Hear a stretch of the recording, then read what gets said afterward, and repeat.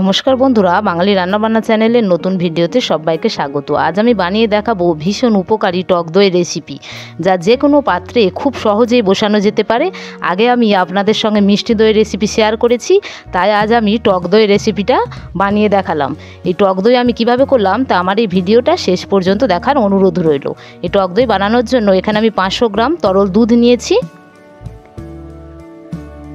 এবার গ্যাসে আমি কড়া বসিয়ে দিয়েছি, দুধটাকে আমি কড়াতে দিয়ে দিলাম।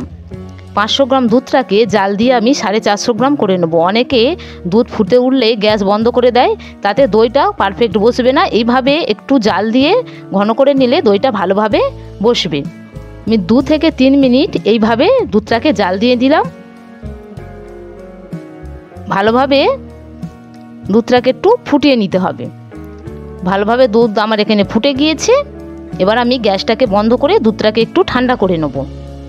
এদিকে আমি 3 চামচ টক দই জল ঝরতে বসিয়ে দিয়েছি। টক দই থেকে ভালোভাবে জল ঝরে গিয়েছে। এবার একটা পাত্রের মধ্যে টক দইটা আমি ঢেলে নিচ্ছি।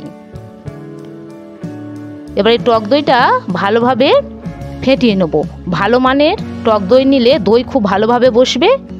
ভালোভাবে টক দইটাকে ফেটিয়ে আমি নিচ্ছি। দেখতেই পাচ্ছেন আপনারা কতটা সুন্দর হয়ে গিয়েছে। টক দই আমার ফেটানো হয়ে গিয়েছে।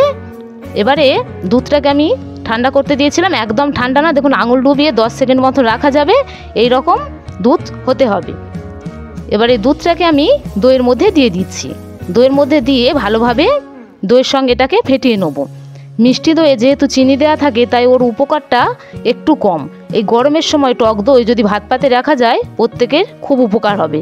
এরকম নতুন নতুন রেসিপি পেতে আমার চ্যানেলটিকে লাইক সাবস্ক্রাইব করবেন, কমেন্টে লিখে জানাবেন আমার এই দইয়ের রেসিপিটা কেমন লেগেছে। ভালোভাবে টক দই দুধটাকে আমার ফাটানো হয়ে গিয়েছে। এবার আমি এখানে 3টো পাত্র নিয়েছি। একটা মাটির ভাঁড়, স্টিলের বাটি ও কাঁচের বাটি নিয়েছি। যে কোনো পাত্রেই টক দই বসানো যেতে পারে। এবার আমি পরিমাণ মতন সবকটা পাত্রে দিয়ে দেবো। কত সহজে বাড়িতে টক দই বসানো যায় তা আজ আমি আপনাদের সঙ্গে শেয়ার করছি। প্রত্যেকে এইভাবে টক দই বাড়িতে বানিয়ে দেখবেন, দোকান থেকে কিনে খাওয়ার দরকার নেই, খুব সহজেই বাড়িতে বানিয়ে নেওয়া যায়। সবটা আমার হয়ে গিয়েছে। যে এক্সট্রা দুধটা বেশি আছে তার জন্য আমি এখানে একটা প্লাস্টিকের গ্লাস নিয়েছি। এর মধ্যেও আমি এই দুধটাকে দিয়ে দেবো।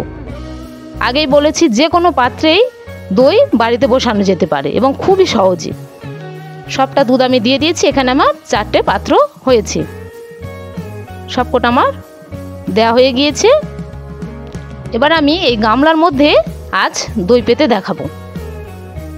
তার জন্য এই বাটিগুলোকে আমি এর মধ্যে একে একে বসিয়ে দিচ্ছি। নিচে আমি টোয়ালে একটা পেতে নিয়েছি। সবকটা আমি এইভাবে গামলির মধ্যে দিয়ে দিচ্ছি। এবারে ঢাকা দিয়ে দিলাম। এবার ওপরে আবার মোটা কিছু ভালোভাবে চাপা দিয়ে দিতে হবে, যাতে বাইরের হাওয়া ভেতরে না প্রবেশ করতে পারে। ভালোভাবে মোটা কিছু চাপিয়ে আমি সারা রাত এইভাবে দই পাততে দেবো। সারা রাত আমি এইভাবে রেখে দিয়েছিলাম। ফিরে আসছি পরের দিন সকালে, খুলে দেখাচ্ছি। দেখুন কতটা সুন্দরভাবে দই বসেছে, তা আপনারা খুললেই দেখতে পাবেন।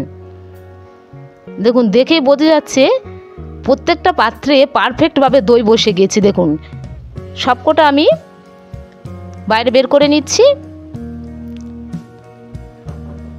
সবকটা আমি একটা পাত্রে তুলে নিয়েছি। কতটা সুন্দর হয়েছে দেখুন।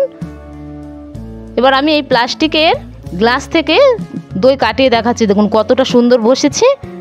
হয়ে গিয়েছে আমার দইয়ের রেসিপি। ফিরে আসছি পরবর্তী নতুন ভিডিও নিয়ে। ততক্ষণের জন্য প্রত্যেকে ভালো থাকবেন।